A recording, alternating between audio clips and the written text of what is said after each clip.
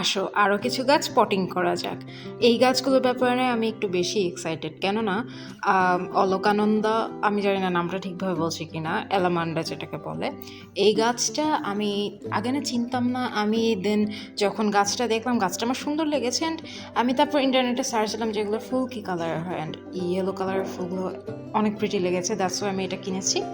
And আজকে potting করার টাইমে আমি দেখলাম এটার মাটিটা না বেশ শক্ত ছিল। আমি কয়েকদিন রেখে দিয়েছিলাম যাতে আমার পরিবেশের সাথে মানিয়ে যায়, তবে মাটিটা শক্ত দেখে আমি মাটিটা একটু ছাড়িয়ে নিলাম। সামনেই কিন্তু আমার বিড়াল বসে আছে, সে কিন্তু আমার প্রতিটা কাজ দেখছে যে আমি ঠিক মতো করছি কি না। এনিওয়েজ, গাছের সাথে যে মাটিটা এসেছিলো সেটার সাথে আমার যে প্রিপেয়ার করা মাটি ছিল সেটা আমি মিক্স করে নিলাম, অ্যান্ড ওটাই আমি দিচ্ছি আপাতত, দেখা যাক কী হয়। আমি গাছে অলরেডি নিচে কিছু ডিমের খোসা দিয়ে দিয়েছি। আমি না শুকনো পাতা দিতে চেয়েছিলাম, কিন্তু আমি না খুঁজে পাচ্ছি না। আমি লিটারালি কালকে ইউজ করেছি, আজকে খুঁজে পাচ্ছি না। সবশেষে একদম ভালো মতো পানি দিয়ে দিলাম, এটা না শুকানো পর্যন্ত আমি আর পানি দিচ্ছি না।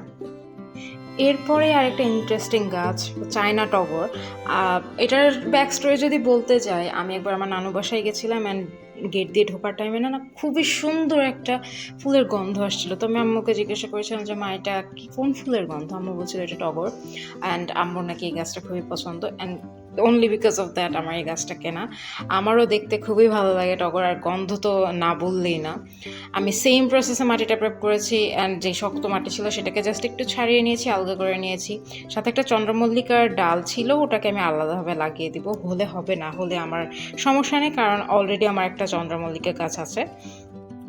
তবে আমি বলতে গেলে টগর গাছটার জন্য বেশ এক্সাইটেড আছি, অ্যান্ড এই পটিংটা করাতে আমি ভেবেছিলাম যে কেমন লাগবে দেখতে, বাট প্লাস্টিকের পটারটাতে খুব একটা খারাপ লাগছে না।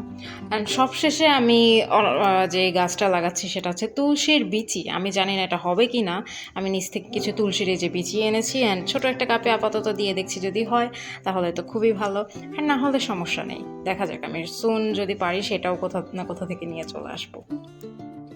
যেহেতু কাজ করতে আমার একটু রাত হয়ে গেছে, তাই জন্য আমি আপাতত এভাবে রেখেছি, কালকে সকালে আমি ঠিকভাবে রাখবো।